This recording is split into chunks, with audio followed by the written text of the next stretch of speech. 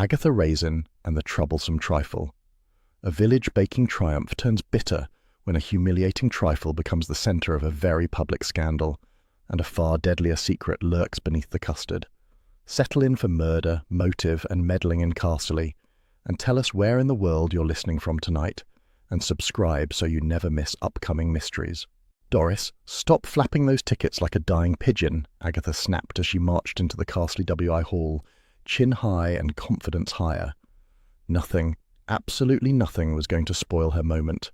Not Doris's fussing, not Gertie Pym's smug sponge, and certainly not the usual Castle mutterings about city ladies trying too hard. Tonight, her troublesome trifle would silence them all. The hall buzzed with the sort of excitement usually reserved for royal visits or discounted jam. Long tables groaned under puddings of every persuasion. Gertie Pym hovered over her sponge with the solemnity of a priest at the altar.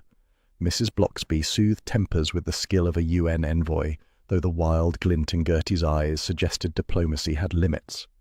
Agatha placed her trifle bowl at the centre table like a crown jewel. The gleaming layers, sherry-soaked sponge, custard, fruit, cream, shimmered under the fluorescent lights. A few women gasped. Good, Agatha thought. They should gasp. Lovely dear, Doris said vaguely, though the top looks poured. Hodge, Agatha muttered, remembering too late the morning scuffle when the cat had decided the cooling sponge was his personal playground. He has no respect for artistry.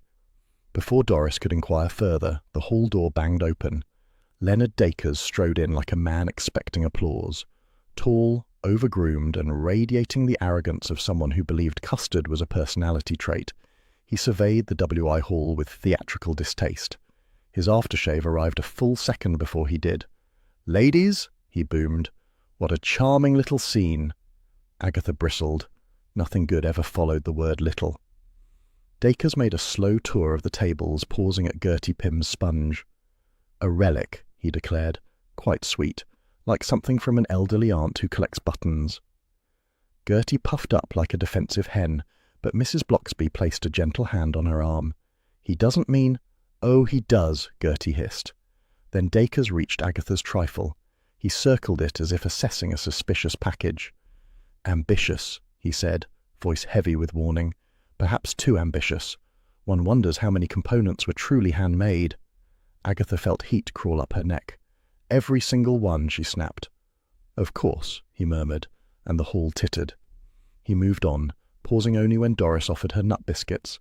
He recoiled. "Can't touch the things. I have a serious allergy." The remark was tossed carelessly, but Bill Wong, present as an invited guest, raised an eyebrow. Agatha caught the look. A clue, though she didn't yet know to what. Near the back, Felicity Trent, the elegant newcomer, stood beside a delicate lemon tart.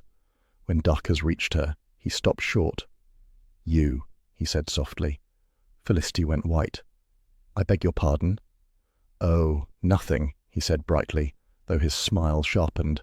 "Just a face from a past restaurant disaster. We mustn't dwell." Felicity's grip tightened on her tart dish.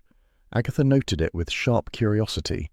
As if sensing opportunities for further offence, Dacres drifted toward Henry Crisp from the Red Lion. "Your pub," he drawled, "is practically screaming for a makeover. Something modern, something edible." Henry's jaw worked furiously. Agatha made a mental note. Another person quite ready to murder the man with a pudding spoon. Judging began. Dacres performed each sampling with theatrical sighs and muttered critiques. When he finally returned to Agatha's trifle, she folded her arms. This was it. Her triumph. Her vindication. He took a spoonful, let it linger a moment, and then said in the voice of a damning deity, "Store-bought custard." "It isn't!" Agatha cried, outraged enough to feel faint. "Disqualified!" The hall erupted, half gloating, half scandalized. Gertie Pym smirked. Felicity looked faintly apologetic, but only faintly. Dacres handed Felicity the first prize ribbon with a flourish. Delicate, balanced, not overly alcoholic. Agatha's humiliation reached boiling point. "If you weren't a guest," she hissed, "I'd shove that ribbon." "Agatha," Mrs. Blocksby said mildly, "perhaps some tea." "Tea won't help," Agatha growled. "Nothing will help except never seeing that man again." Red herrings bloomed innocently around the room. Gertie's glare promised revenge on anyone who mocked her sponge. Henry Crisp muttered, "Drag my pub anywhere and I'll drag you into a ditch." Felicity trembled at some unspoken history, and Dacres, strutting, sneering, refused every nut-containing dessert with dramatic horror. The evening dissolved into gossip. Agatha stayed only long enough to witness Dacres bragging about a forthcoming TV special on hopeless village cooks. She nearly did throw the trifle at him then. Instead, she gathered her coat, lifted her chin, and declared to the hall, "I shall never enter another WI event as long as I live." The hall pretended not to hear, which meant everyone heard. Doris fluttered at her. "Agatha, dear, don't be silly." "Silly?" Agatha barked. "I'll show you silly. I'm off." She marched to the exit, stepped through the doorway, and nearly collided with Henry Crisp, who muttered, "That man's a menace," before stomping past her. Outside, the air felt cooler, or perhaps that was simply the shock of public humiliation settling in her bones. She strode home with brisk, angry steps, replaying every sneer, every titter, every injustice. Her trifle had been magnificent, a marvel, a masterpiece, and now it was a joke whispered behind hands. When she reached her cottage, Hodge greeted her with a disdainful flick of his tail. "This is all your fault," Agatha informed him. "If you hadn't ruined the sponge—" Hodge padded away, elegantly indifferent. She kicked off her shoes, poured a glass of wine, and muttered to herself until her temper calmed enough to let exhaustion settle. She would forget this evening. She would bury it. She would certainly never see Leonard Dacres again, thank heaven. Back in the WI kitchen, unnoticed amid the chatter and washing up, the remnants of her trifle sat on the counter. The creamy layers sagged slightly under the warmth of the hall, their once proud structure slumping in defeat. Someone in passing nudged the bowl aside. No one paid attention. No one realized anything had been touched. Trouble, however, had already started simmering, quietly, sweetly, and fatally, beneath the custard. In her cottage, Agatha switched off the lamp, sighed, and watched Hodge curl into a contented loaf on the sofa cushion. His quiet snore filled the room with a small domestic peace. She stroked his back and muttered, "At least you don't judge cooking competitions." Hodge stretched, unimpressed, and Agatha felt herself soften despite her wounded pride. Tomorrow would be another battle, another gossip storm. But for now the cottage was warm, Hodge was purring, and the trifle, thankfully out of sight, could cause no more embarrassment, or so she believed. Trifle, Agatha muttered at the mirror, ought to be banned from polite society. Her reflection looked unimpressed. Hodge, sprawled across the dressing table, yawned as if agreeing. She dabbed at her lipstick with the determination of a woman erasing memories. Today she would behave as though last night's humiliation had never happened. The phone rang. Doris's chirpy voice burst down the line. "Agatha, dear, marvellous news. The leftover desserts from the competition are being reused for a thank-you supper at the vicarage. Isn't that sweet?" "It's not sweet," Agatha snapped. "It's recycling." "Well, Mrs. Blocksby said your trifle might get a better audience tonight." Doris added, "Mrs. Blocksby took the bowl over to the vicarage this morning and put it in the kitchen to keep it safe." Agatha paused. A better audience. Something warm and traitorous fluttered in her chest. "Did she?" she said, already softening. "Well, perhaps it deserves one." "Besides," she told herself, "a vicarage supper isn't a WI event. It's only WI women behaving badly in a different building." Doris rushed on. "So, you'll come? 7 sharp. Bring your sparkle." Agatha hung up before Doris could gush further. A supper at the vicarage sounded harmless enough. Besides, she rather liked the idea of Dacres eating his words, preferably along with second helpings of her magnificent creation. The vicarage kitchen that afternoon was a bustling sanctuary of warmth, polished pans, and nervous WI energy. Gertie Pym had installed herself at the centre counter, fussing over her pudding with the reverence of a museum curator. Mrs. Blocksby glided between ovens with calm grace, trying to prevent small culinary skirmishes. Felicity Trent stood near the sink, all graceful posture and elegant lace gloves. "I thought I might help," she said, smiling with soft martyrdom. "Poor Mrs. Blocksby always carries too great a burden." Agatha arched an eyebrow. "Helping or supervising?" Felicity's smile tightened. "Whichever you prefer." A shy cough sounded behind them. Pauline Hurst, the vicar's quiet cousin, held a plate of sliced fruit with apologetic fragility. "Is there anything here with nuts? I only ask because of my allergy. Quite serious, I'm afraid." Gertie sniffed. "No nuts needed for a proper pudding." "That's what you'd think," Agatha murmured, eyeing her trifle bowl. It had been placed neatly at the end of the counter, too neatly. Something about the angle niggled at her. Just then, the kitchen door flew open and Leonard Dacres barged in, radiating disdain. "I've come to inspect tonight's offerings. One cannot risk culinary disaster in a vicarage." Mrs. Blocksby offered a long-suffering smile. "Mr. Dacres, everything is perfectly safe." "Safe?" he scoffed. "I'm concerned with excellence, not safety." He swept past Agatha without a glance and poked at Gertie's sponge. "Still alive, I see." Gertie's eyes glittered dangerously. Henry Crisp arrived with a tray of wine bottles. Before he could set them down, Dacres sneered. "Your pub still serving grey meat, Henry?" Henry stiffened. "Our customers seem content enough." "Content? That's the problem. Rural complacency ruins cuisine." Agatha watched Henry's knuckles whiten around the tray handle. Interesting. Another person pushed to the brink by Dacres's tongue. Martin Bladen followed, clipboard in hand, wearing the permanently anxious expression of a man expecting a lawsuit. Dacres beckoned him with two curling fingers. "Bladen, we must speak later. Those hygiene reports of yours, valuable if strategically placed, but so inconvenient when incomplete." Bladen paled. "Mr. Dacres, I've followed every regulation." "Regulation bores me," Dacres said, cutting him off. "Results matter." Mrs. Blocksby clapped her hands with forced cheer. Perhaps everyone would like some tea. But Agatha had slipped away toward the counter. Something was wrong. She leaned closer to her trifle bowl. The fruit layer seemed slightly disturbed. Not obvious, just unsettled. Then her eyes caught the culprit, a tin of mixed nuts, open, sitting innocently near the mixing spoons. Gertie would never use mixed nuts, nor would Mrs. Blocksby. Pauline's allergy was well known. Even Felicity's delicate pastries were nut-free. Agatha picked up the tin. "Who opened this?" Felicity appeared at her elbow, wiping a faint smear of cream from her lace glove. "Oh, that! I was just tidying. Someone left it out of place." "Tidying?" Agatha asked, voice sharp. "With cream on your gloves?" Felicity glanced at the smear, then smiled too quickly. "A little spill, nothing sinister." Before Agatha could press further, Mrs. Blocksby hurried over. "Agatha, dear, could you help me with the side dishes? The vicar is terribly anxious about timing." Agatha reluctantly set the nuts down. Felicity drifted away with suspicious serenity. Later, while the casseroles bubbled and Gertie lectured Pauline on proper pudding storage, Agatha slipped out to the drive for air. She pushed open the vicarage door and froze. Dacres and Henry Crisp stood in the gravel path, voices low but fierce. "You'll ruin me," Henry hissed. "You'll ruin yourself," Dacres replied, amused. "Your pub is a death trap. My investors will buy the coaching in and create a proper gastropub. You can adapt or close."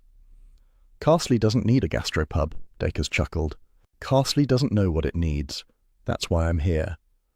Henry's shoulders tensed like he was holding back a punch. Agatha stepped back before they noticed her.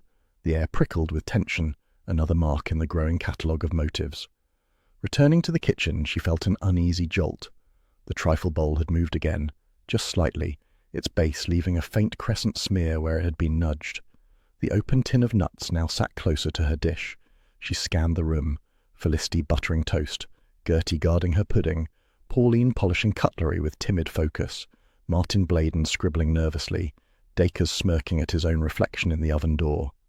"Something's not right," Agatha muttered, but Mrs. Blocksby called her over to arrange bowls, and the moment slipped away.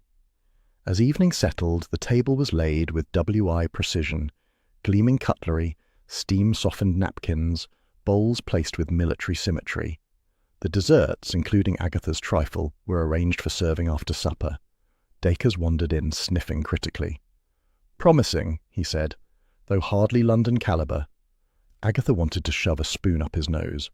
Mrs. Blocksby gave a weary smile. "We're grateful for your expertise." "My presence guarantees a memorable evening," Dacres replied smugly. "People will talk about it for years." Agatha shivered, though the kitchen was warm. It wasn't the smugness that bothered her, it was the certainty. Pauline coughed softly. "Is the trifle quite safe? With my allergy?" "Perfectly safe," Gertie snapped, "unless someone tinkered with it." Felicity's spoon paused mid-polish. Martin Bladen scribbled something nervously. Henry Crisp avoided Agatha's eye. Dacre smirked like a man expecting entertainment. Agatha looked again at the trifle, noting every shift, every disturbance in its once pristine structure. Her stomach tightened. She couldn't have said why, but something inside her insisted she keep close watch. The supper preparations ended with an uneasy hush. Bowls were aligned. Spoons gleamed. Plates waited. Trouble waited too. The others drifted toward the dining room. Agatha lingered, glancing at the trifle one last time. A faint tug of instinct whispered, "This isn't quite over." She switched off the kitchen light and followed the others, but the unease clung to her like flour dust. Later that night, she would remember this moment clearly. The shifted bowl, the open nuts, the cream on Felicity's glove, the argument in the drive, and Dacre's smug promise echoing in the warm, bustling kitchen. A memorable evening. Hodge greeted her when she returned home briefly to change, brushing against her leg like a small, furry warning. She stroked him once and sighed. "Something's off, Hodge. I can feel it." Hodge blinked, unimpressed, and padded toward his food bowl. Agatha followed with a worried glance over her shoulder, unease settling deeper, like a shadow growing under the custard. "Someone pass the salt before I lose the will to live," Agatha muttered as she took her seat at the vicarage table. It was meant to sound light, but the strain in her voice betrayed last night's humiliation. Only Mrs. Blocksby heard and offered a sympathetic smile before returning to her campaign to keep the evening civil. The dining room glowed under soft lamplight, the air warm with polite chatter and mildly overcooked vegetables. Pauline Hurst sat closest to the safest-looking dishes, nudging them like suspicious animals. Henry Crisp occupied a corner with the gloom of a man approaching tax season. Martin Bladen kept dabbing at his forehead, though nothing in the room was hot enough to justify it. Felicity Trent, graceful as a swan at a tedious luncheon, arranged her napkin with exaggerated composure. Then there was Leonard Dacres. He took his seat as though preparing for a televised coronation. "Let us hope," he declared, "that tonight's offerings rise above village tradition." Agatha reached for her wine immediately. "If he insults one more vegetable," she muttered, "I'll fling the bowl at him." "Patience, dear," Mrs. Blocksby whispered. "Spiritual calm." Agatha took a longer drink. Spiritual calm tasted suspiciously like cheap Merlot. Dinner progressed with Dacres recounting tales of punishing celebrity chefs, all of whom he described as fond of their own reflections but not much else. He offered a loud critique of Henry's pub, uninspired, Felicity's tart from the WI competition, prettier than its maker, and even Mrs. Blocksby's mashed potatoes, slightly moralistic. Mrs. Blocksby accepted the insult with admirable grace. Henry stabbed a carrot with alarming force. Agatha ignored most of it, focusing instead on her second glass of wine. She was determined to enjoy the supper, or at least remain numb through it. When the main dishes had been cleared, Mrs. Blocksby stood. "Shall we proceed to dessert?" The room brightened, except for Pauline, who watched the serving table with open dread. "I'll just stick to fruit," she murmured. "One never knows with nuts." Dacres laughed loudly. "Nonsense, my dear. Nut allergies are fashionable these days, a convenient excuse for avoiding calories." Pauline went crimson. Agatha's hand clenched around her spoon. "You ought to be ashamed," she snapped, "mocking someone's medical condition."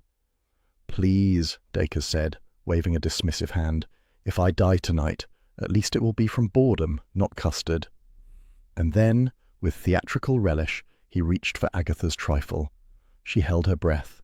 The knife edge between pride and dread wobbled precariously. If he praised it, she would forgive half his sins.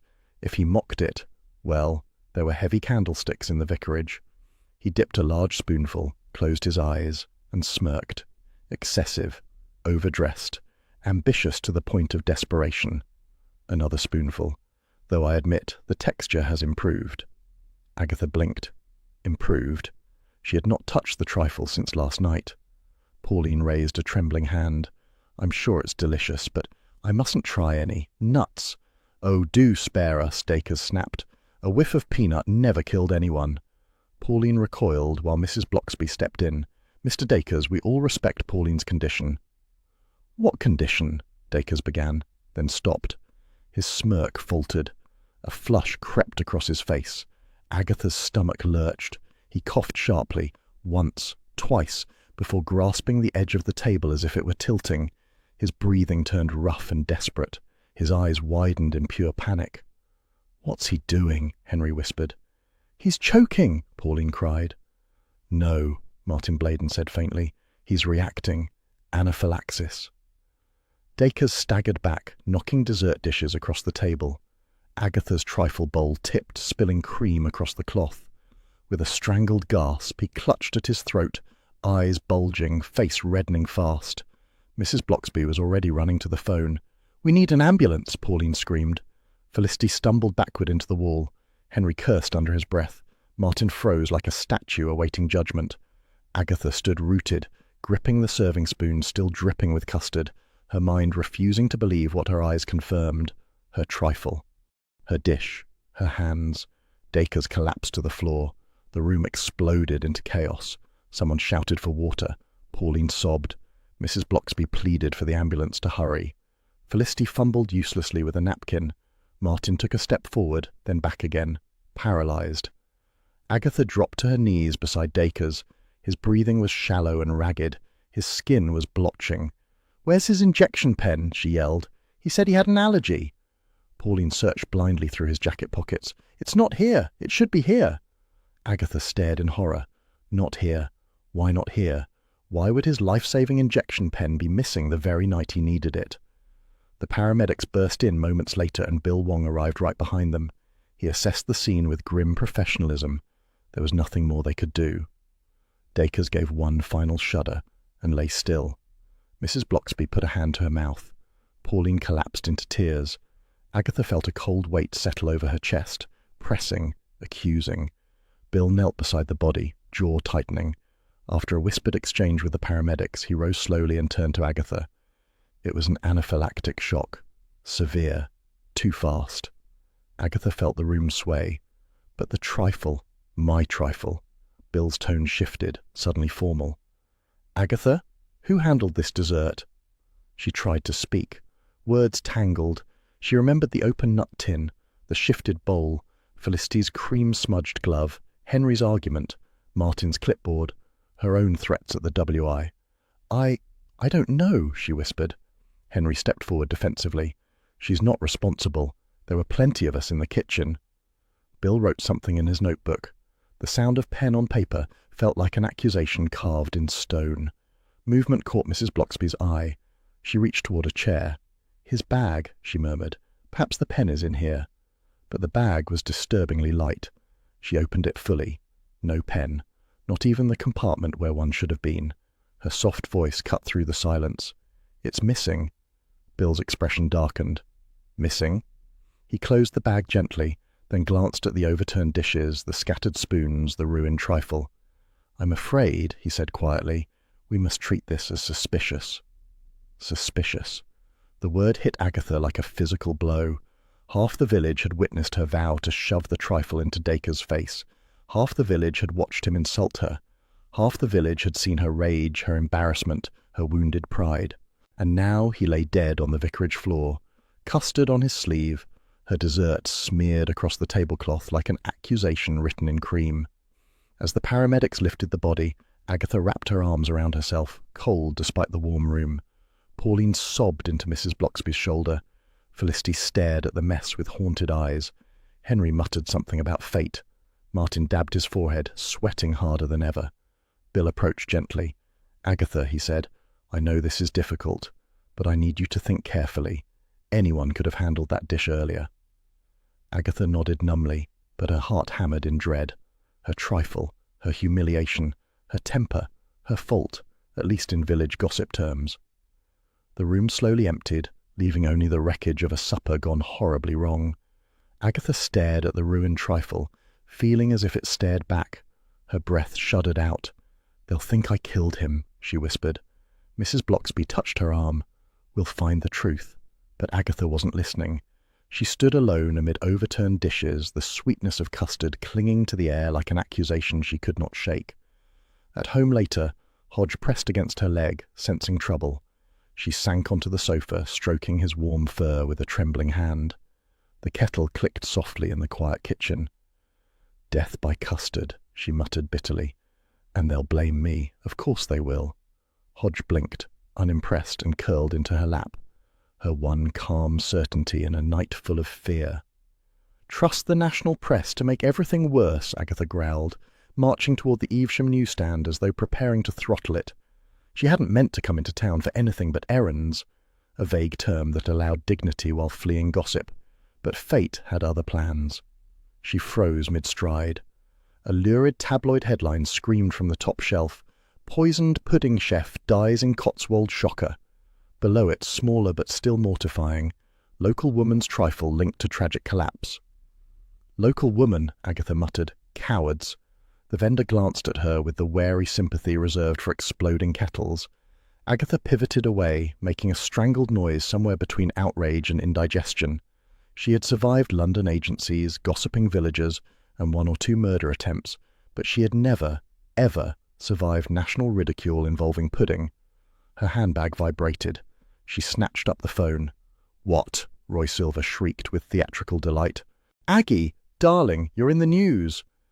"I am not," Agatha snarled. "It says local woman." "Oh, but it's obviously you. Think of the exposure. We could spin this into—" She hung up before he suggested a cookbook titled Death by Dessert. Still fuming, she stalked back to her car and drove to Carsley with the righteous fury of a wronged heroine. Sadly, righteous heroines did not have to stop halfway to calm themselves with barley sugars. Carsley shop, or as Agatha now thought of it, the den of gleeful betrayal, was packed. Doris Simpson hovered by the bread counter, whispering earnestly to Mrs. Mason, whose expression radiated the self-satisfaction of a woman who had always distrusted trifles. "Oh, Agatha," Doris said brightly, "we were just discussing—" "I know what you were discussing," Agatha snapped. "Everyone's discussing it. The entire country is discussing it." Mrs. Mason sniffed. "Awful business. Truly awful. But really one must be careful with ingredients. Nothing was wrong with my ingredients." "That's not what the papers imply," Mrs. Mason replied, savouring the implication like a boiled sweet. Gertie Pym swept past, holding a nut-free loaf as if it were the crown jewels. "Some people," she declared loudly, "will never learn proper baking." Agatha bristled. "My trifle did not contain nuts." Gertie said, non-committal. "So they always say." Mrs. Blocksby appeared like a calming angel descending into a chicken coop. "Ladies," she said gently, "gossip rarely helps. Agatha is distressed." "I am furious," Agatha corrected. "Fury," Mrs. Blocksby amended with a small smile, "also benefits from tea." Before she could herd Agatha toward the exit, the shop door opened and Bill Wong entered. Of course it had to be the exact moment when Agatha was blocking the doorway with indignation and a loaf of bread she didn't intend to buy. They collided spectacularly. Bill steadied her with both hands. "Sorry, Agatha." "Sorry? I'm being persecuted by carbohydrates." Bill blinked. "That isn't quite what I meant." A ripple of delighted gossip surged through the shop. Agatha fled before someone produced opera glasses. Bill arrived at her cottage an hour later, notebook in hand, and constable earnestness radiating from every button. Hodge wound smugly around his ankles, clearly approving of law enforcement visiting his home. Agatha folded her arms. "If you've come to arrest me, you can at least take your shoes off." "I'm not arresting you. I need your statement." "That's what they always say before the handcuffs." His patient look softened her irritation just slightly. He took a seat at the table, opened his notebook, and began the slow, methodical dissection of her dignity.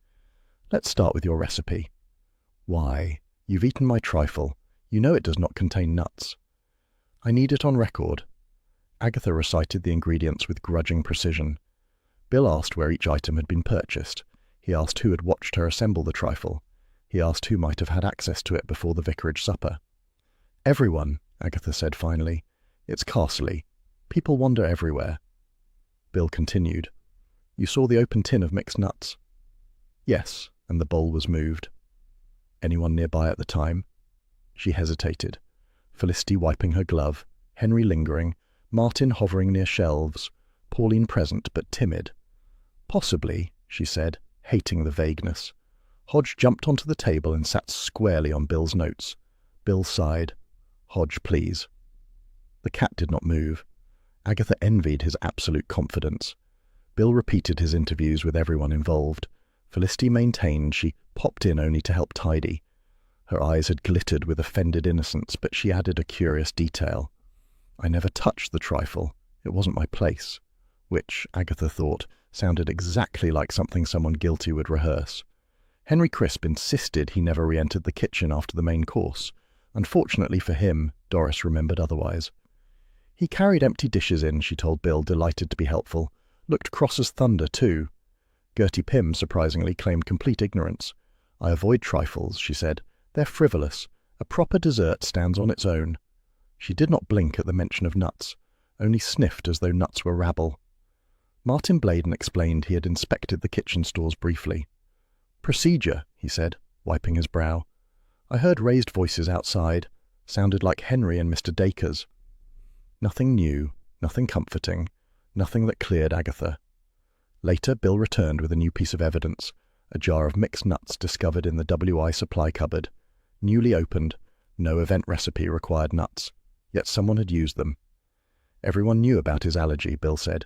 He refused Gertie's biscuits. He mentioned nearly dying at a hotel last year. Agatha felt the bottom of her stomach sink. So someone used that knowledge deliberately. "Possibly," Bill said. "But motive matters. Who had something to gain, or something to hide?" The entire village, Agatha thought bleakly, had something to hide. Bill's expression softened. "Agatha, you mustn't interfere." She stared at him. "Bill, I am the woman whose trifle is being blamed nationwide. What exactly do you expect me to do? Knit?" He closed his notebook slowly. "Just be careful." Agatha lifted her chin. "Careful is dull." He sighed. "Which is why I said it." After Bill left, she stood alone in her warm kitchen, arms crossed, heart kicking hard with humiliation and anger. Somewhere in the village, someone had tampered with her dessert. Someone had killed Leonard Dacres. Someone was letting her take the fall. Agatha Raisin did not take falls quietly. She snatched up her coat. "If Bill thinks I'm staying out of this," she muttered, "he's delirious." Hodge stretched luxuriously on the windowsill, unimpressed by murder but deeply invested in the sunbeam he occupied. Agatha softened. "This is all your fault, you know, pouring my sponge, distracting me." Hodge yawned as though accepting credit for chaos. Agatha poured herself tea, the kettle sighing like a weary confidant. She set the cup down, squared her shoulders, and glared toward Carsley, as if the killer lurked behind her neighbour's roses. "Fine," she said aloud. "If they think I won't investigate, they don't know Agatha Raisin." Hodge flicked his tail, settled deeper into his sunbeam, and granted her the moral support of one slow blink, the cosy domestic punctuation mark to a morning that had otherwise gone entirely to hell.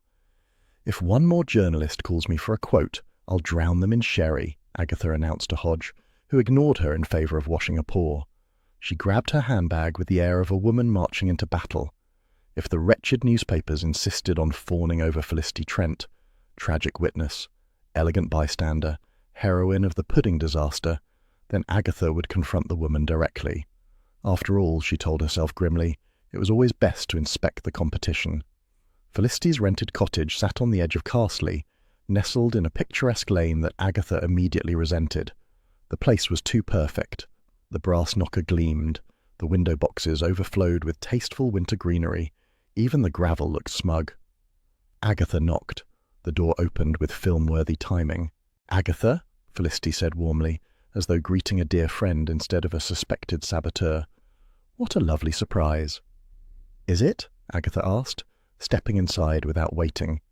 "I thought I'd check on a fellow victim of the press." The cottage interior was even worse.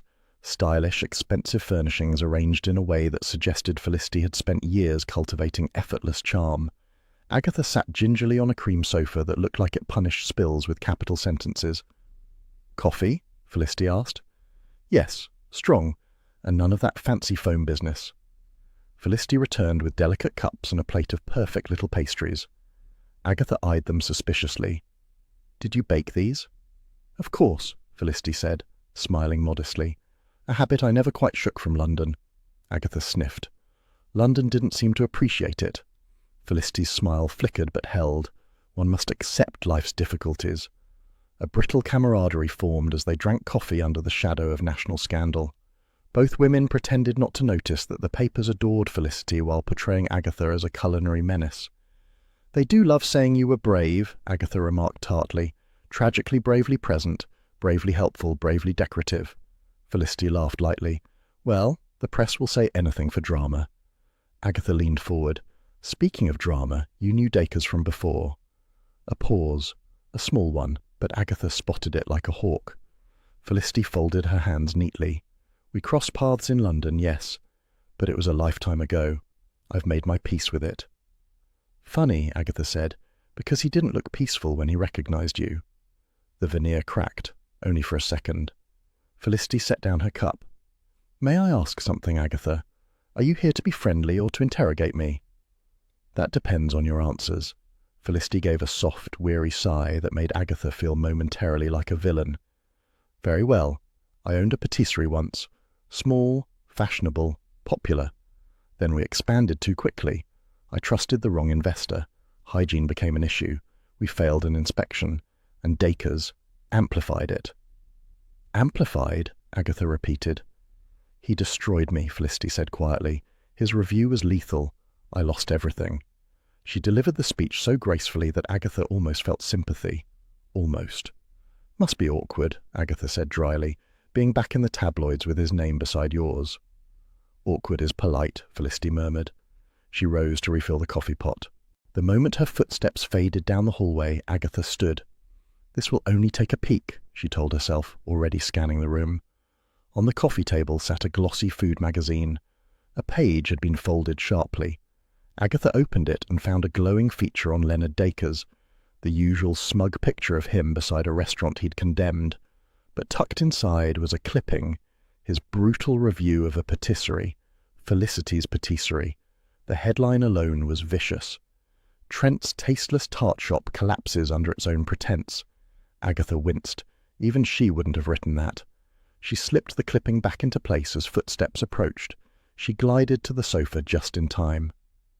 More coffee? Felicity asked. Oh, why not? Agatha said with false cheer. I need resilience. Felicity poured gracefully, but Agatha's eye caught something behind her. The kitchen shelf, visible through the doorway. On it sat a tall, elegant bottle of almond liqueur, identical to the one Felicity had donated to the WI raffle days before. Funny how it had found its way back home. And that bottle? Agatha asked, nodding innocently. Felicity glanced over. Oh, yes, I decided the raffle didn't need such an extravagant prize. I retrieved it after the meeting. Did you? Agatha asked, voice smooth as custard left too long in the fridge. Felicity offered a serene smile. Waste not. Suspicious, Agatha thought. Very suspicious. But even she had to admit Felicity played the role of gentle victim beautifully. Terrible business about the trifle, Felicity murmured. I do hope Bill clears everything up soon. Oh, I'm sure he will, Agatha said, giving her a narrow look. I intend to help. How reassuring, Felicity said, though her smile tightened. Coffee finished, Agatha asked for the loo and wandered down the hallway, ostensibly searching for it. While returning, she slipped her head briefly into the small study. Piles of receipts, a handwritten note, and a London envelope lay scattered across the desk.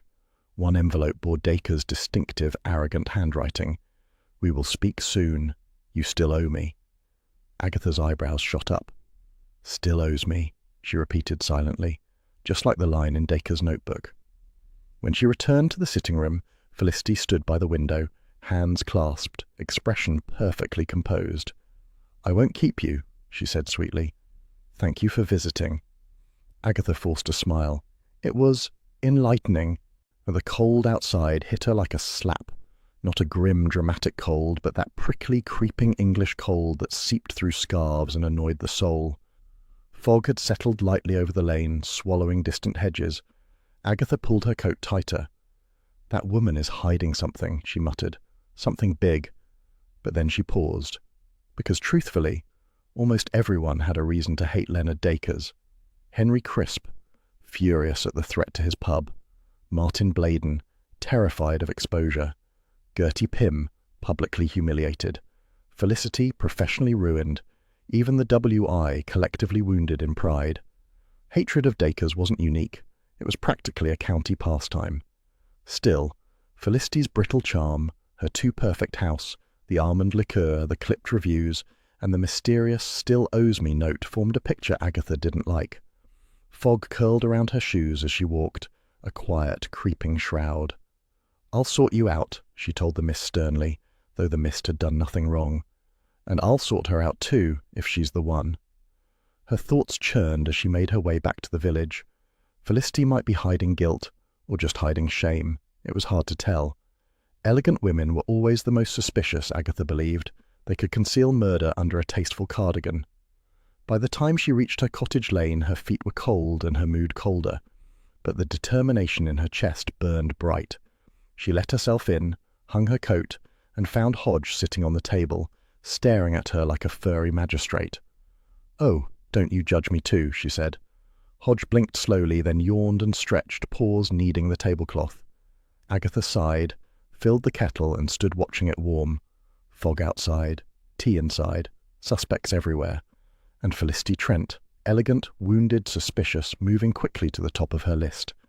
Hodge settled by her elbow, purring faintly, the soft, domestic sound grounding her far better than tea. "Well, boy," she murmured, "the souffle's fallen, and something else will too if I get my way." Hodge flicked his tail in quiet agreement. "Gossip cures nothing." "But it certainly keeps the blood moving," Agatha informed Hodge as she fastened her coat with unnecessary force. The cat blinked, unimpressed, and returned to washing his tail. Agatha stomped out anyway. She needed information, distraction, and possibly chips. The Red Lion could provide all three. The pub was already humming by the time she stepped inside, its warm amber glow embracing the lunchtime crowd. Glasses clinked. Someone laughed too loudly. The atmosphere was brisk, cosy, and blissfully free of reporters. Henry Crisp, however, looked as cheerful as a rain-soaked scarecrow. "If another person asks if I poisoned him," he muttered before Agatha could speak, "I'll throw myself in the river." "I wouldn't," Agatha said dryly. "It's shallow this season. You'd only twist an ankle." Henry managed a bark of laughter. "Sit down, Agatha. Want lunch? Something simple like a bowl of non-lethal soup?" "Don't tempt me." She settled at a table near the bar. Henry arrived with a plate of chips, the kind that glistened with comfort and cholesterol. Agatha reached for one with a sigh of gratitude. "Tabloids say he ate here once," she said casually, "before all this." Henry flinched. "That tasting evening, worst night of my life." Agatha perked up. "And what exactly did he taste?" "Everything. And insulted everything too. Said the lamb was confused, the peas resentful, and the mash as dull as long marriage." Agatha winced. "Cruel." "Cruel doesn't cover it." Henry rubbed his forehead. "After the meal, he cornered me about some gastropub project at the derelict coaching inn. Said his investors would turn it into a trendy destination. Wanted me to get on board, meaning pay him to keep quiet." Agatha leaned forward. "He blackmailed you?" Henry's face went red. "He called it collaboration. Said he'd feature me on TV, more like feature me as a joke." Agatha tapped her nails against the table. Plenty of people had reason to hate him. Henry snorted. The man collected enemies like bottle caps. Before Agatha could prod further, the pub door swung open and a voice floated in, warm and amused. "Darling Aggie, I thought I smelled indignation." Charles Fraith sauntered inside like a man stepping onto his own private stage. Scarf draped elegantly, expression leisurely smug, he went straight to the bar as if he lived there. Agatha rolled her eyes. "What are you doing here?" "Passing through," Charles said, already ordering a drink he didn't intend to pay for. "Or rather, passing by your cottage and discovering you weren't home. Naturally, I assumed you'd be somewhere dramatic." Agatha scowled. "For once, I came here to think." "How novel." Charles sat opposite her, tipping his chair dangerously. "How's the trifle of doom?" Agatha bristled. "Don't you start." "Oh, come now. A little branding opportunity. Agatha's fatal trifle. We could sell shirts." "I'll strangle you with your own scarf." Henry dropped Charles's drink onto the table. "If you two plan to fight, take it outside. I've had enough trouble. Charles lifted the glass. To trouble, then. Agatha leaned closer to him. We're here to investigate, not drink. I investigate best after a drink, Charles said serenely. I become more philosophical. You become more useless, he smiled. True, but charmingly useless. Henry returned, rubbing his temples. If the two of you are detectives now, try solving why the fish delivery is late. Agatha ignored him. Henry, when exactly did Dacres come for that tasting evening? 3 weeks ago, Henry said. Invited half the village. Thought I'd get publicity, he snorted. Got humiliation instead. And the mixed nuts? Agatha asked. Henry blinked. What mixed nuts? The ones Bill mentioned, the bar snack order. Henry frowned. Oh, those. A new supplier insisted we try them. I bought a few bags, left one in the shared larder behind the pub for a few days. We let the WI borrow it during big events. Agatha stiffened. Did you now? Only for a day or two. I didn't think anything of it. Do you still have the invoice? Agatha asked with a tone that made Charles perk up. Henry pointed behind the bar. Somewhere in that mess. Charles was already up, rummaging through a stack of receipts with the enthusiasm of a man hunting for treasure or free alcohol. Aha, he exclaimed. One invoice for mixed nuts dated the day before the WI competition. Agatha snatched it. Interesting. Henry crossed his arms. Now don't start imagining things. Nuts come through this pub all the time. Do they? Agatha asked sweetly. Because the jar Bill found in the WI cupboard was freshly opened. Henry's face went ashy. Are you suggesting I— No, Agatha said quickly. If you wanted to kill him, you'd hit him with a frying pan. Charles coughed a laugh. Accurate, Henry glared. I'm not a murderer. No, Agatha admitted, but you had motive. He threatened your business. That's not motive, Henry said tightly. That's irritation, different things. Agatha believed him. Henry was many things, blunt, overwhelmed, prone to dramatic groans. But cunning wasn't one of them. He would never sprinkle nuts into anything discreetly. He would make a show of it, complain loudly, and probably sneeze halfway through. What about the argument outside the vicarage? Agatha asked. Henry reddened again. I told him the village didn't need a gastropub. He told me I didn't understand progress. Charles smirked. So naturally you wanted to kill him. Henry threw his towel at Charles. Get out. Charles dodged. Only jesting. Agatha leaned back, studying Henry's worried frown. He was a man pushed too far, yes, but not pushed into murder. She could see it in the way he fidgeted, the way he spoke too fast, the way he still worried about toilet paper stock even during a murder investigation. A murderer didn't worry about loo rolls. Charles, meanwhile, wandered off to charm Henry's wife, who had emerged from the kitchen muttering about inconsiderate food critics. From the way she smiled at Charles, Agatha suspected he had been charming her for years. Agatha rose from the table. I'm going to check that larder. Henry paled. Why? Because killers hide things in larders, Charles called cheerfully. Agatha shot him a look, but he was already leaning against the counter, earning fresh giggles from Mrs. Crisp. The larder sat behind the pub, a cool, narrow storeroom lined with shelves of jars, tins, and cleaning supplies. Agatha stepped inside, noting the faint smell of spilled beer and old onions. A few nuts remained on the floor, not enough to prove anything, but enough to suggest someone had opened a bag hurriedly. Agatha crouched and picked one up. Not evidence, she muttered, but suspicious. She also spotted a small smudge on the shelf, a faint trace of something oily. Almond, perhaps? Or just cooking grease? Hard to tell. Footsteps approached. Charles leaned against the doorway. Find anything? Maybe, maybe not, Charles smiled. Very helpful. Agatha straightened. Henry's not the killer. He might be, Charles said lightly, but he's too obvious. Murderers rarely storm about complaining. Exactly. Charles offered his arm. Lunch? Investigation, Agatha corrected, but she allowed him to escort her nonetheless. They stepped out into the pub garden. A light drizzle, the first in several chapters, misted the air, fine and fleeting. Not enough to count as gloomy, Agatha thought defensively, remembering her own atmosphere rules. Look at Henry, Charles murmured. Henry stood at the pub doorway, watching them with a worried, earnest expression. He looked more frightened than guilty. Agatha sighed. Poor man. His biggest crime is overboiled peas. True, Charles said. So we move on to the next suspect? Oh yes, Agatha muttered, and there are far too many. They walked away from the Red Lion, drizzle clinging lightly to Agatha's coat. She brushed it off with irritation. "Do you think someone used those nuts from the larder?" Charles asked. "Yes," Agatha said grimly. "The timing fits, the opportunity fits, and the motive fits half the county." Charles chuckled. "You do keep things cheerful." "I'm cheerful when I have leads," Agatha snapped, "and now I have one."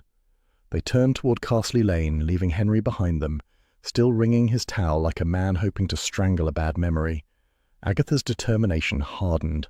Someone had used nuts to murder Dacres, someone who had access to that larder, someone who counted on chaos to hide the truth. She walked faster, her mind buzzing with theories.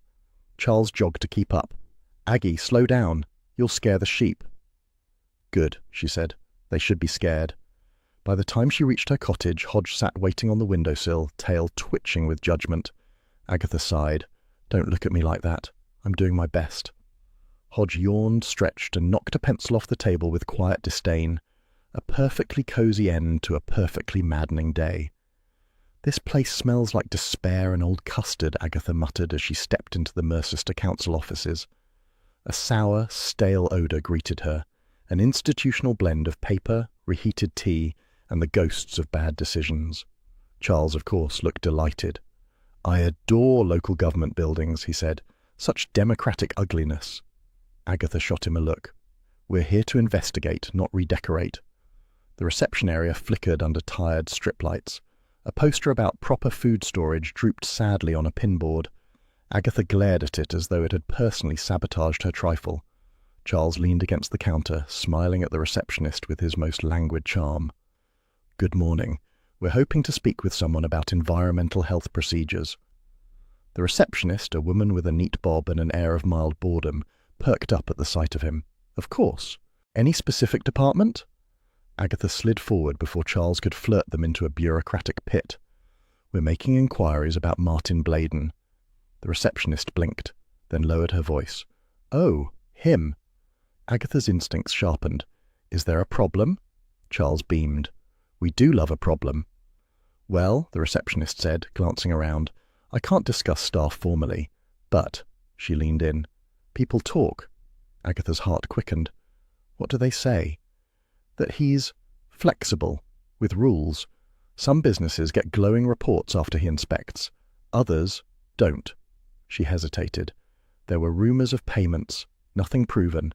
Internal inquiry, very hush-hush. Agatha slapped Charles's arm triumphantly. "I told you." "You did," Charles admitted graciously. "You are occasionally right." Agatha turned back to the receptionist. "Did Leonard Dacres ever deal with Bladen?"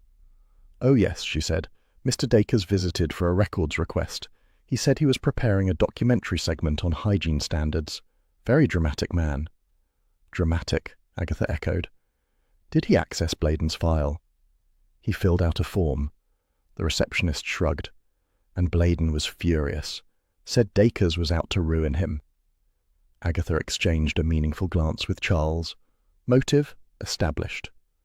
They were ushered into a cramped meeting room decorated with filing cabinets, dead pot plants, and a whiteboard listing rota changes from 1998.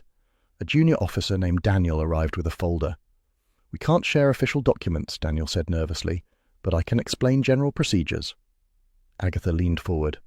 "Explain away." Daniel cleared his throat. "There was an internal audit of Mr. Bladen last year. Minor irregularities, mostly misunderstandings." Charles raised an eyebrow.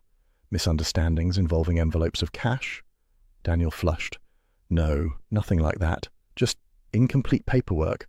A few flagged reports, but the rumours got exaggerated." Agatha folded her arms. "Did Dacres know?" Daniel looked pained. "Yes. Someone sent him a copy of a preliminary audit report. Bladen was terrified. Said Dacres was extorting him for consultancy fees. You know how TV people are." "Oh, I do," Agatha said darkly. "He was threatening to expose Bladen on national television." Daniel nodded. "Exactly. Mr. Dacres asked for cooperation on some program about counsel incompetence, meaning if Bladen didn't pay up, the program would focus on him." Agatha's mind raced. Bladen had a powerful motive for silencing Dacres. Professional ruin, financial disaster, public humiliation, all very persuasive incentives for murder. Charles stretched his legs. "Tell me, Daniel, was Mr. Bladen working at the WI competition?" "Yes," Daniel said. "Routine inspection. He left with Mr. Dacres afterward." "And at the vicarage supper?" Agatha pressed. Daniel consulted his notes. "He attended to verify food temperatures and ingredient storage. He left before dessert." Agatha nodded slowly. "Convenient." "But," Daniel added quickly, "during the half-hour before dessert was served, Mr. Bladen was on a council phone line speaking with his manager, logged and time-stamped." Agatha's eyes narrowed. "Logged?" "Yes," Daniel said. "Phone records confirm he was on the call for 20 minutes. Agatha felt her triumph wobble. That half-hour had seemed the most likely window for the fatal tampering. "So, he has an alibi," Charles mused. "How irritating." "Possibly," Daniel said. "But he could have tampered earlier, at the WI hall, for example." Agatha considered that. Bladen had been buzzing around the kitchen at the competition, opening jars, moving packaging, commenting on temperatures. She remembered him frowning at her trifle like a man assessing a structural hazard. He'd had every opportunity to slip something into the dessert. But then she remembered Felicity's cream-smudged glove, and Henry's nuts invoice, and Martin Bladen's trembling hands. Too many suspects, too much motive, too many opportunities. Agatha stood abruptly. "Thank you, Daniel. You've been very helpful." Charles added with a grin. "Exceptionally helpful. Your manager should promote you." Daniel blushed so hard the room brightened briefly. They left the council building and stepped into the car park. Agatha inhaled deeply, as though trying to cleanse her lungs of bureaucratic dust. "Well?" Charles asked. "Feel triumphant?" "I feel annoyed," Agatha snapped. "Every clue leads somewhere, and everywhere contradicts itself. Felicity had motive, Henry had opportunity, Bladen had both, and yet he's got an alibi for the crucial 30 minutes. "Perhaps," Charles said lightly, "you're overthinking it." "I do not overthink," Agatha said, bristling. "I think exactly enough, which is more than can be said for you." Charles opened the passenger door for her. "I provide charm. You provide fury. It balances beautifully." They drove back toward Carsley, the winter light softening fields and hedgerows. Agatha sat stiffly, glaring at the landscape as though it were personally obstructing justice. "Let's review," Charles said cheerfully. "Felicity lost her business because of Dacres, and appears to have retrieved her own raffle prize. Suspicious." "Deeply," Agatha muttered. "Henry was blackmailed, insulted, threatened, and stocked nuts in his shared larder. Also deeply suspicious." "Bladen took bribes, panicked at Dacres' investigations, hovered around the dessert table, and knows precisely what nuts can do." "Suspicious squared," Agatha said. Charles beamed. "So we have 3 suspects, all deliciously guilty-looking." "We need opportunity," Agatha said. "Actual opportunity. Who had unobstructed access to the trifle in the hours before Dacres ate it?" "You," Charles offered lightly. Agatha swatted his arm. "Not funny." "Only a little," she sighed. "Bladen could have tampered the night before at the WI hall, or Felicity could have doctored it while pretending to tidy, or Henry could have slipped something in when moving dishes." "All plausible," Charles said. "But none certain," Agatha finished. Her frustration simmered. She hated uncertainty almost as much as she hated tabloid photographers. Back in Carsley, Charles insisted they stop at the bakery.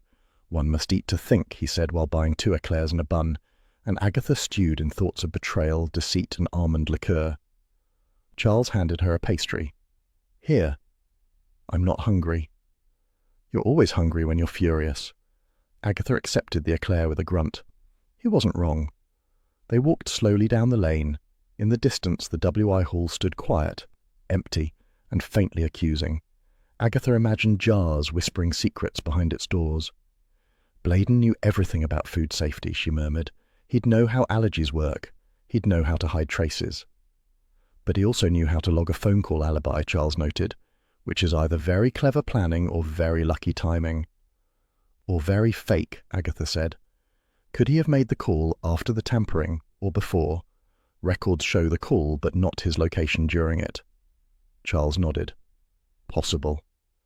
"Everything's possible," Agatha said through clenched teeth. "That's the trouble." "And the fun," Charles said. She glared at him. "You're enjoying this far too much." "Of course I am," Charles said serenely. "Mystery, intrigue, shared pastry. What's not to love?" Agatha sighed, defeated by his charm. They turned toward her cottage. The lights glowed warmly inside, promising tea, sanity, and one judgmental cat. Agatha paused at the gate. 3 suspects, 3 motives, 3 partial opportunities. "And 1 murder," Charles said.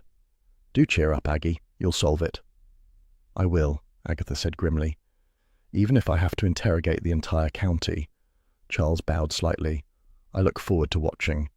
She rolled her eyes and stepped inside. Hodge was waiting on the table, tail curled, eyes smug. As Agatha entered, he stretched luxuriously, claiming the room as his. "Well," she told him, dropping her bag, "we may not have answers, but we have suspects." Hodge blinked once, unimpressed but loyal. Agatha filled the kettle. It sighed softly, a comforting domestic note that settled her irritation. "Bladen, Henry, Felicity," she murmured. "One of you is hiding something, and I'll find it." Hodge flicked his whiskers, the perfect cozy punctuation to her determination. "Agatha, dear, please don't be alarmed, but something has surfaced." Mrs. Bloxby stood on Agatha's doorstep wearing the apologetic expression she usually reserved for parishioners confessing to mild embezzlement or aggressive jam-making. In her hand was a brown envelope, creased and slightly grubby. Agatha narrowed her eyes. "If that is another leaflet about forgiveness, I'm not in the mood." "It isn't forgiveness," Mrs. Bloxby said gently. "It's Leonard Dacre's." Hodge, who had been stalking a dust mote, immediately lost interest in everything else and bounded toward the envelope. Agatha intercepted him mid-pounce. "Oh, no, you don't. The last thing I need is you eating evidence." They all moved into the sitting room. Mrs. Bloxby settled primly, folded her hands, and sighed. Pauline found it, behind a cushion in the vicarage sitting room. She suspected it might relate to matters. Agatha's pulse quickened. "Relate? Mrs. Bloxby, is that his notebook?" Mrs. Bloxby nodded. "I hesitated to bring it. Snooping feels so terribly un-vicarage-like." "That never stopped the WI," Agatha muttered, tearing open the envelope. The notebook emerged like a long-buried treasure, small, worn, stained with grease. Hodge made another attempt to colonize it. Agatha shooed him away with a cushion. A knock rattled the door, followed immediately by Charles's voice. "Aggie? I sensed intrigue. Are we opening parcels without me?" Agatha groaned, but let him in. "Make yourself useful and pour tea." Charles did so cheerfully, then dropped into a chair with the enthusiasm of a schoolboy awaiting scandal. "Right then. Show me the dead man's secrets." Agatha opened the notebook. Inside, cramped handwriting spilled across every page, names, initials, symbols, phone numbers, and recipe notes broken by ominous scribbles. Charles whistled softly. Oh, he was keeping score. Agatha scanned quickly. Here, Felicity appears twice, her patisserie listed under its old name and figures beside it. "Payments," Charles said. "Regular ones, by the look of it." "And Henry," Agatha said, turning pages, "next to gastropub deal." Charles grinned. He would loathe that. Agatha continued. Then, M.B. Martin Bladen, followed by Report 1998, Copies X3. Mrs. Bloxby looked troubled. "Copies? He must have taken precautions." "Oh, he took more than precautions," Agatha muttered. "The man was a walking extortion racket." Charles leaned over her shoulder. "What's this? Old Queen of Cakes hiding little secret? Sea sale?" "That must be Gertie Pym," Agatha said. "Queen of Cakes, yes. But what secret?" "Perhaps she sells cakes illegally under the counter," Charles offered. "Some sort of sponge-based rebellion." Agatha ignored him.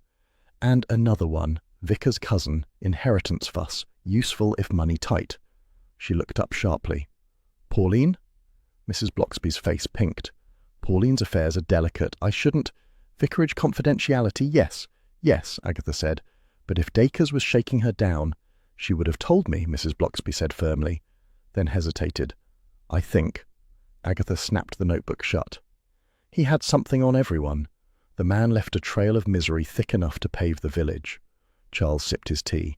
He turned custard into a protection racket. Almost admirable. "No, Charles," Agatha said. "It is not admirable. Blackmail isn't admirable. Manipulating people through pudding isn't admirable. And writing it all down in a notebook is idiotic. Mrs. Blocksby sighed. He seems to have lived a very unhappy life. Happiness doesn't excuse extortion, Agatha said briskly. He was squeezing half the village. Someone snapped. Before Mrs. Blocksby could protest, a timid knock sounded. Pauline Hurst peeked through the door crack like a frightened dormouse. "Oh, Mrs. Raisin, Mrs. Blocksby, I didn't mean to intrude. I just came to check whether the notebook was—" "Oh." She froze at the sight of Charles. "I didn't realize you had company." "Don't worry," Charles said charmingly. "I'm decorative." Pauline flushed crimson. "I only wanted to say, I remembered something else." Agatha gestured her in. "Yes?" Pauline clasped her hands. "When I found the notebook, I recalled a moment, a week before the supper. I didn't think it mattered, but Dacres was in the churchyard, and he was speaking with Felicity Trent." Agatha sat up so quickly she nearly toppled Hodge. "Speaking? What sort of speaking?" "They were standing by the old yew," Pauline said nervously. She handed him an envelope. They both looked tense. I pretended not to see. It felt private. Charles murmured, "Money, or a threat?" Mrs. Blocksby looked pained. "I wish none of this had ever happened." "Unfortunately," Agatha said, "it did, and this notebook proves Felicity wasn't the only one paying him off." "But it does make her very interesting," Charles added cheerfully. "Envelope exchanges rarely imply innocence." Agatha tapped the notebook. "Look at it. Everyone in here had a reason to be rid of him. Felicity with her past, Henry with his pub, Bladen with his bribes, and apparently even Gertie Pym hiding some mysterious sea sail." Charles leaned back. "So which one snapped? Which one decided desert was the tidy solution?" Agatha opened the notebook again, flipping through pages filled with ugly shorthand. She muttered, "A person can tolerate bullying, and humiliation, and debt, but once someone has squeezed them dry, people break." Hodge leapt onto the sofa arm and stared pointedly at Agatha, as if reminding her she had once snapped at him for stepping on her paperwork. Not the same thing, she thought defensively. Mrs. Blocksby gave a soft sigh. "Poor Dacres. He seems to have spread misery everywhere he went." "He harvested it," Agatha corrected. "There's a difference." Charles pointed to a margin note. "Why, Doc, keep safe." "What's that?" he asked. "No idea," Agatha said, "but he must have meant some kind of document related to the W.I. Hall, another leverage point." Mrs. Blocksby looked uncomfortable. "It is unsettling to think he used our village events for collecting secrets." "Not just unsettling," Agatha said. "Strategic. He went where the gossip was, where rivalries simmer. He used competitions, tasting evenings, kitchen inspections, all perfect covers." Charles nodded thoughtfully. "He wasn't just judging trifles. He was judging weaknesses." Agatha closed the notebook slowly. "Someone ended his career permanently, and the more we learn, the more convinced I am that motive came from exhaustion. Someone had nothing left to give him." Pauline shifted nervously. Do you think I should tell Bill what I saw?" "Yes," Agatha said immediately. "No," Charles said at the same time. Mrs. Blocksby looked between them. "Perhaps you both explain." Agatha frowned. "Bill needs facts. Pauline saw something important." Charles countered. "Bill will leap to conclusions.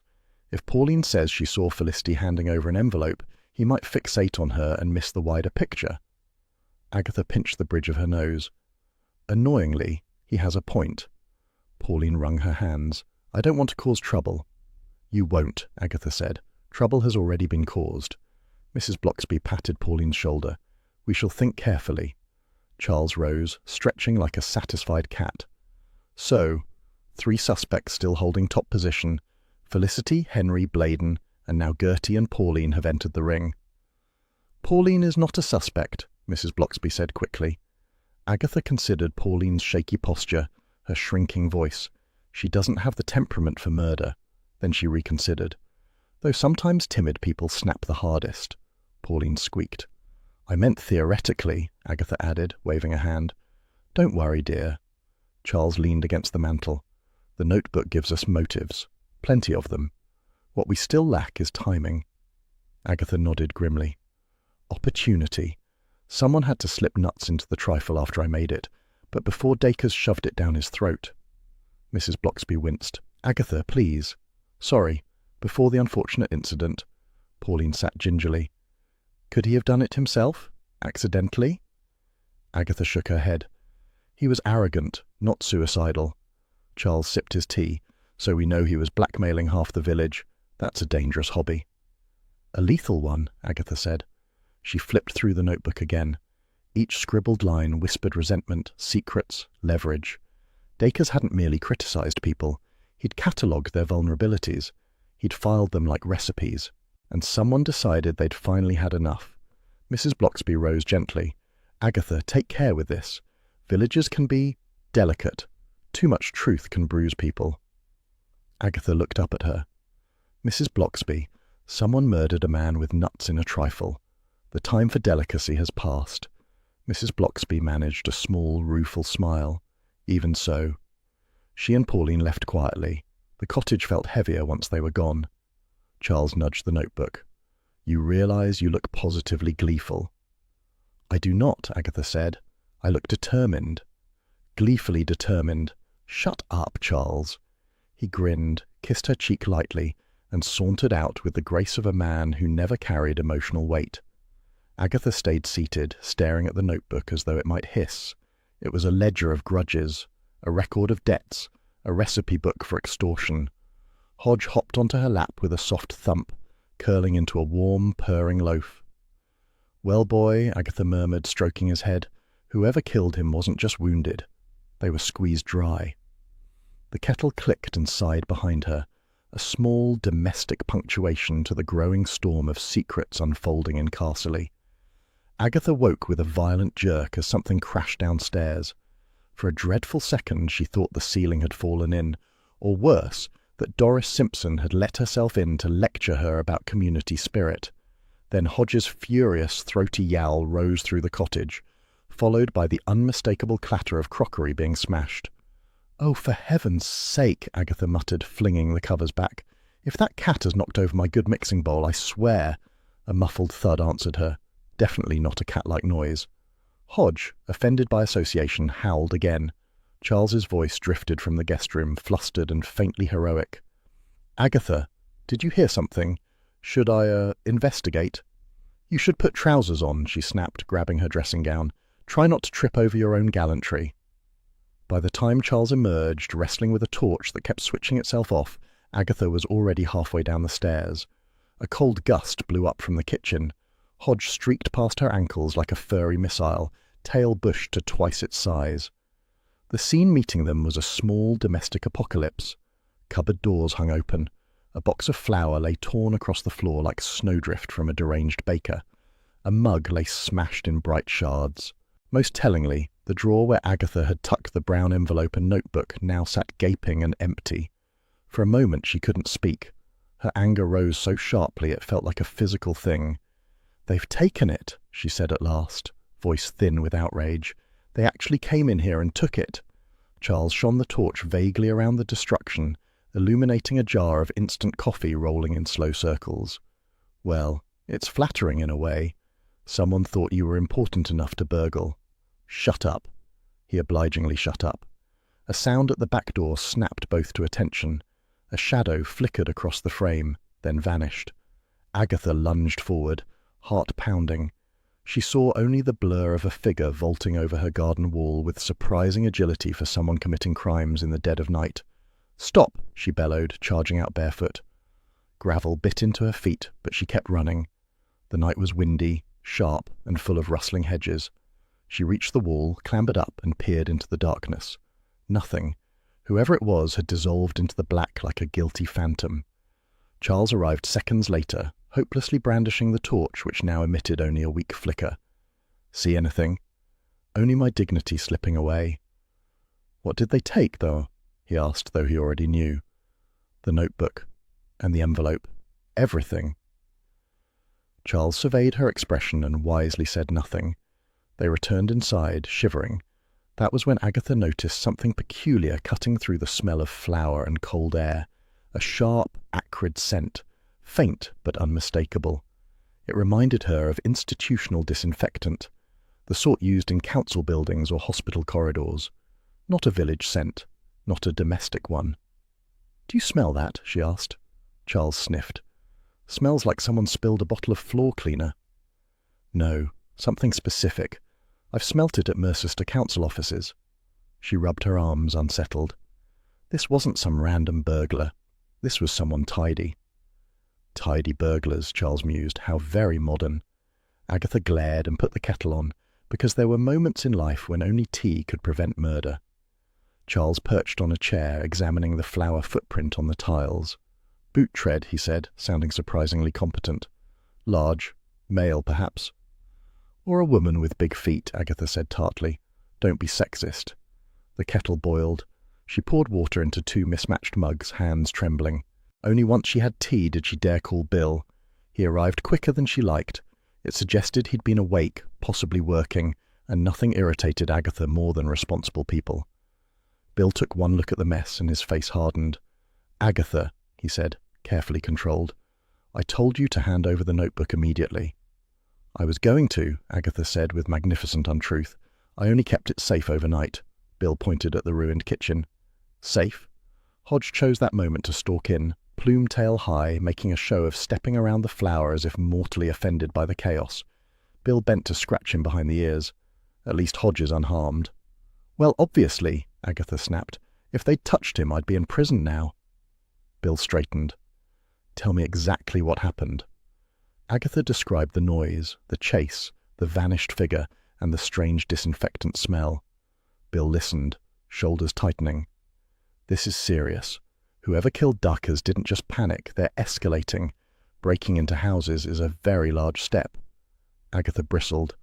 I wasn't frightened. You look frightened. I look furious. Both, Charles offered helpfully. Bill shot him a look that silenced even Charles. Agatha, you need to be careful. No charging around on your own. No, don't start, Agatha warned. I'm not one of your constables. No, Bill said, but you are now a target. The words pierced more deeply than she expected. A thin thread of fear slid beneath her bravado. Being suspected was one thing. Being hunted was quite another. Bill took a final sweep of the kitchen. I'll have officers examine the footprints and dust for prints, though I doubt we'll get lucky. Whoever came knew what they wanted. He left shortly after, muttering about reports and extra patrols. The door clicked shut. Silence seeped in. Charles exhaled, deflating. Well, that was invigorating. Shall I make more tea? No, Agatha said grimly. We're not letting this rattle us, and we're certainly not letting Bill think we're helpless. You did scream when the mug broke. That was a battle cry. Charles's grin softened some of the tension. What now, General Raisin? Agatha paced, stirring flour with her slippers. Now we fight back. Whoever took that notebook is desperate, and desperate people make mistakes. We need to look them in the eye. Whom exactly do you plan to glare at first? Everyone. Efficient, Charles murmured. Agatha ignored him. The disinfectant clue nagged at her. Bladen immediately sprang to mind with his council office smell and fussy clipboard, but he had begun to feel too obvious, almost theatrically convenient. There were hospital staff connected to Pauline's past. There were crew members from Dacre's TV team who used industrial equipment. There were other officials drifting around Mercester's bureaucratic maze. Someone had walked boldly into her cottage and stolen the most damning evidence in the case. Not for sentimental reasons, not for panic, for survival. She felt another pulse of anger. I'm not letting them control this narrative. Oh dear, Charles said lightly. You're about to take charge. Should I be frightened? Yes. She cleared the table with brisk swipes, ignoring the flour cloud rising like smoke. Then she marched to the phone. Charles arched an eyebrow. Who are you calling? No one yet. She replaced the receiver. I'm thinking. That sounds dangerous. Agatha spun to face him. We need a setting where people will talk, where they can't escape easily, where there's cake on the table, and where I can smile sweetly while interrogating them. Charles considered this. The stocks in Lower Castley Green? The W.I. Hall, she said triumphantly, will hold a special emergency meeting, a community discussion, a crisis of morale, something vague and terrifying. Doris will love it. Charles beamed. Even better, you'll gather all 3 suspects under one roof. 3.5, Agatha corrected. I'm not ruling out Pauline's involvement. She's too timid by half, and timid people sometimes snap spectacularly. Oh, I do hope so, Charles said, delighted. Agatha glared. Not that kind of snap. She looked around the ruined kitchen again. Rage warmed her better than the broken boiler ever had. Whoever had violated her cottage had made a serious miscalculation. They had awakened not just Agatha Raisin the gossip, or Agatha Raisin the amateur sleuth, but Agatha Raisin, the woman who refused to be frightened in her own home. She lifted Hodge, who tolerated it for 3 seconds before wriggling down again. "You'll guard the house tomorrow," she told him. "Scratch anyone suspicious." Hodge stretched, unimpressed. Charles gathered the remaining unbroken mugs. "Shall I stay up in case our burglar returns?" "Don't be ridiculous," Agatha said. Then softer. "Yes, that might be wise." They made a final cup of tea, the cottage quieter now. Outside, preferably behind glass. Henry Crisp's wife, Linda, raised a tentative hand. Henry was very frightened after that tasting evening, said Mr. Dacres was planning to ruin the pub unless Henry paid for his new programme. Poor man hardly slept for 2 nights. Martin Bladen shifted, looking as though he wanted to disapprove but wasn't brave enough. Fiona patted his arm in a superior way that made Agatha's lip curl. "Martin had his own worries," Fiona said sweetly. "All that unpleasant talk about old accusations. It would have been dreadful if it resurfaced." Martin bristled. "It was a misunderstanding." "Of course it was," Fiona replied, though her tone suggested more certainty about gravity than innocence. Agatha seized the moment. "Speaking of misunderstandings, Gertie, you mentioned earlier you'd changed your dessert recipe at the last minute." Gertie pursed her lips. "Yes, someone pinched my nuts." Gasps fluttered around the hall. Gertie raised a hand. "For my crumble. I planned to include almonds, but the jar had been moved and partly emptied. I thought I was losing my mind." Agatha felt Charles, leaning lazily against a pillar, perk up like a cat, hearing a tin.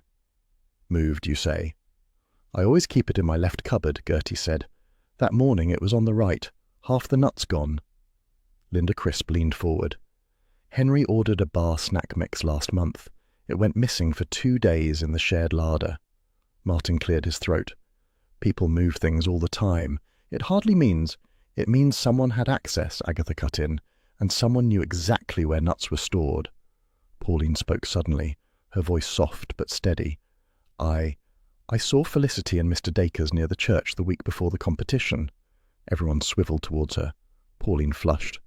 "They were arguing. She gave him an envelope. He smiled, but not nicely." Felicity's poise cracked for a heartbeat. Then she recovered. "It was a settlement of sorts. My old business. Nothing sinister." Charles murmured. "Everything with envelopes is sinister," earning a glare from Agatha. Agatha turned back to Felicity. "Did he threaten you?" "He threatened everyone," Felicity said calmly.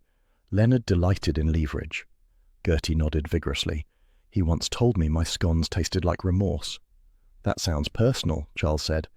"He made everything personal," Felicity answered. "I was merely trying to limit the damage." Mrs. Bloxby stepped in gently. "We must be careful not to speculate unfairly." Agatha smiled tightly. "Speculation is exactly what a memorial cookbook requires. Accuracy of flavour, accuracy of recollection." She tapped her notes. "Let's discuss who had access to the WI stores during the competition." Martin swallowed. "I inspected the kitchen as part of standard procedure." "And how long were you in there?" Agatha asked. 5 minutes. 10, perhaps.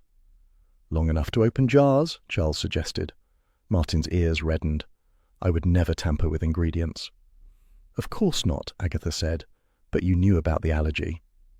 "It is common knowledge among professionals," Martin said stiffly, and Mr. Dacres mentioned it loudly.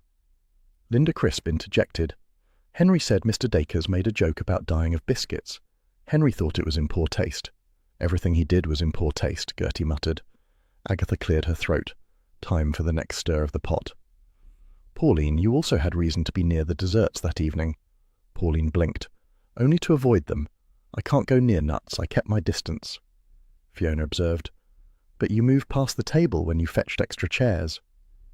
"Chairs don't require nuts," Pauline said sharply, surprising them all. Agatha hid a small smirk. "Good girl," she murmured. She took a moment to scan their faces. Felicity too smooth, Martin too defensive, Linda too anxious, Pauline too earnest, Gertie too indignant. Each had motive, each had proximity, Each had secrets, and someone had scaled her garden wall. "I propose," Agatha said, rising to full dramatic height, "a little tasting session at the vicarage tomorrow." A collective ripple moved through the hall. "We will test recipes for the cookbook. Felicity, Henry, Martin, Pauline, you will attend, as will Mrs. Blocksby, Charles, and myself." Martin straightened. "Is this authorized?" "By me," Agatha said. Felicity's eyes narrowed. "And what exactly will we be tasting?" "Oh, nothing with nuts," Agatha said sweetly. "We wouldn't want another scandal." Charles stretched like a contented cat. "Agatha as hostess usually means someone ends up confessing," he said. Agatha ignored him. "This meeting is adjourned." As chairs scraped and villagers gathered coats, Mrs. Blocksby approached her. "Agatha, are you sure this is wise?" "Of course not," Agatha said, "but it's necessary." Mrs. Blocksby squeezed her hand. "You're doing good work, even if it frightens you." "It doesn't frighten me," Agatha lied. "I merely dislike intruders, chaos, and murderous bakers." "Understandable," Mrs. Blocksby said kindly. Charles held the door for her. "You looked positively regal today." "I was in command," Agatha said. "You were dangerous," Charles corrected. "And splendid." She allowed herself the smallest smile. Later, in her quiet cottage, the kettle sighed into life. Hodge padded in, tail high, giving an imperious meow as though demanding a full report. Agatha bent to scratch his head. "Don't worry," she murmured. "Tomorrow we'll finally stir up the truth." Hodge blinked, stretched luxuriously, and claimed the warm spot beside the stove, perfectly content in the aftermath of her chaos. "Don't touch anything," Agatha snapped, batting Charles's hand away from a custard jug. She had spent the last hour arranging the vicarage kitchen with the solemnity of a general preparing a battlefield.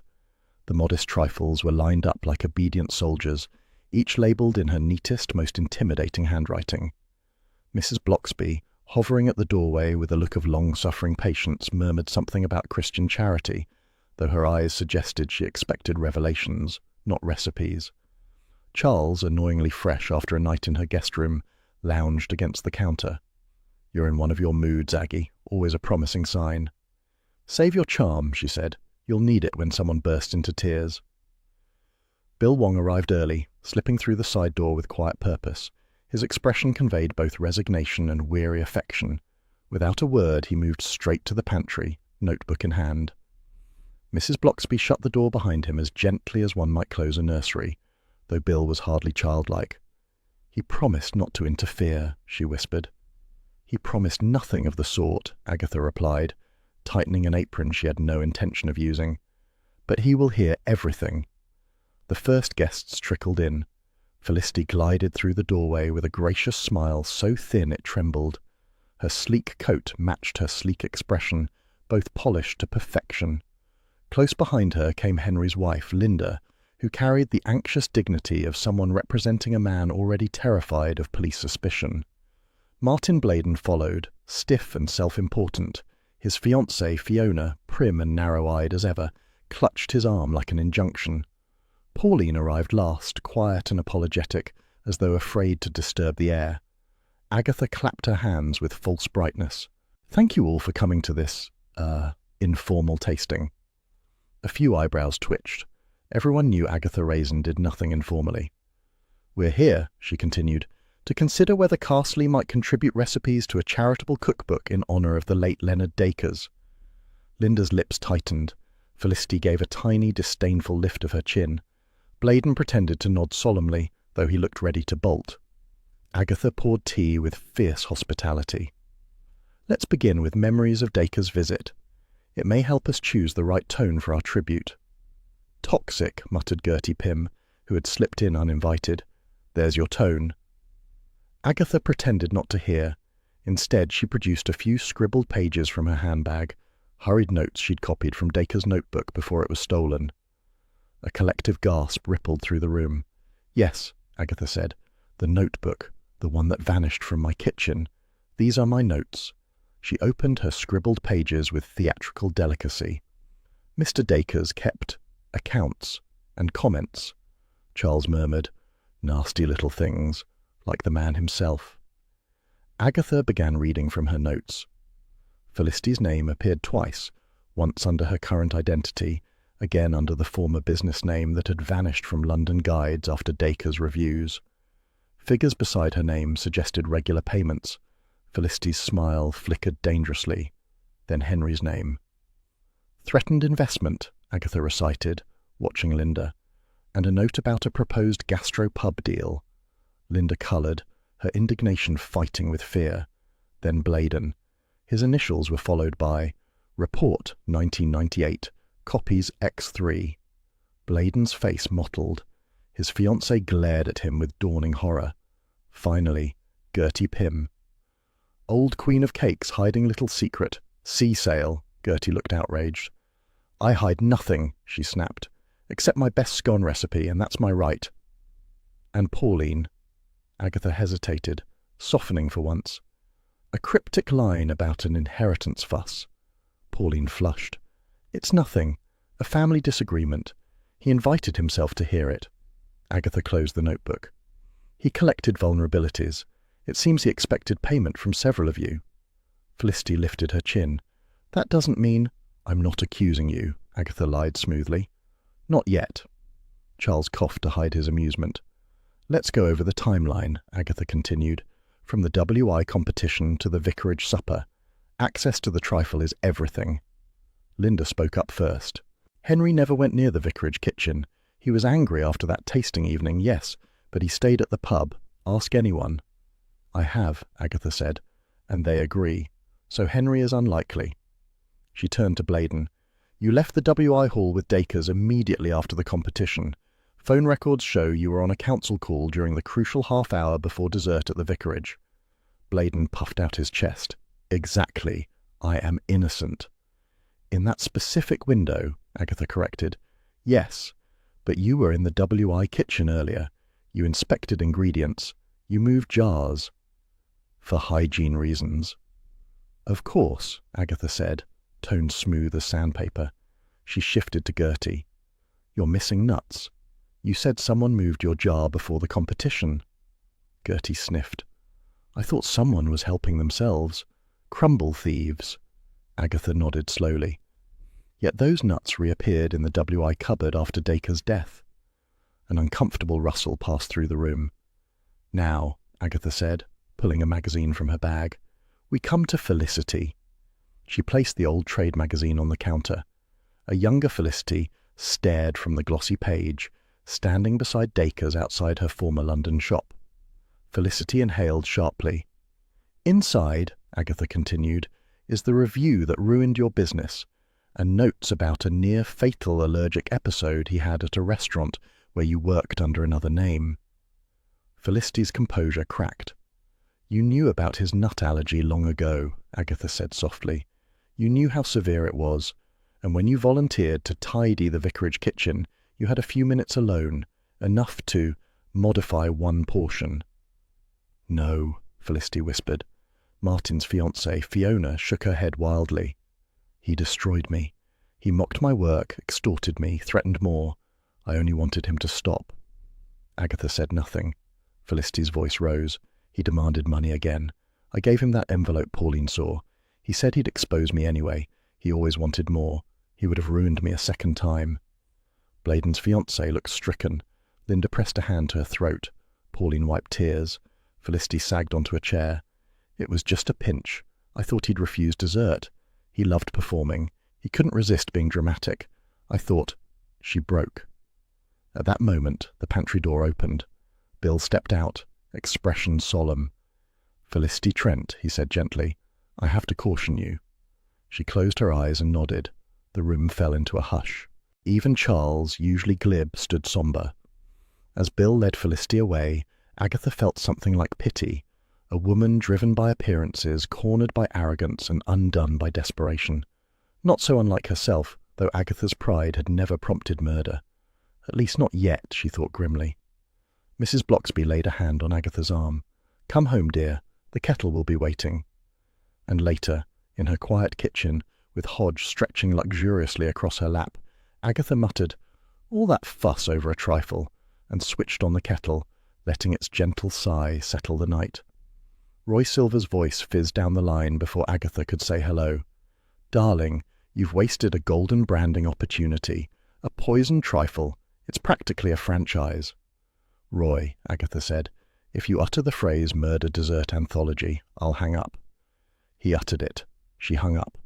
Carsley, weeks after the drama, had slid back into its usual eccentric rhythm. The WI had passed a motion banning experimental trifles until further notice, which Gertie Pym announced with the solemnity of a coronation. Plain sponge was back in fashion. People said it calmed the nerves. The national press had found a fresher scandal, and Agatha's name no longer lurked in headlines, much to her relief and Roy's despair. Mrs. Blocksby arrived one afternoon with a gentle smile and a plate of shortbread. Hodge trotted behind her, smug from being admired. "Bill may drop by later," she said. "He has news." Agatha tried to look indifferent. "The case is over. What more is there?" Mrs. Blocksby poured tea. Sometimes endings need a quieter explanation. Bill appeared just as the kettle whistled. He stepped inside with that mild, apologetic air he used when bringing unwelcome truths. "Felicity has confessed fully," he said. "Her solicitor is arguing diminished responsibility, years of blackmail, emotional pressure. She'll avoid a sensational trial." Agatha folded her arms. "Good. The last thing this village needs is tourists hunting murder locations." Bill smiled faintly. "Bladen's resigned, quietly. Henry's pub is steady again. Gertie's returned to ruling the WI cake table, but with marginally softer edges. Mrs. Blocksby says Carsley has been spared another sort of slow poisoning." Agatha snorted.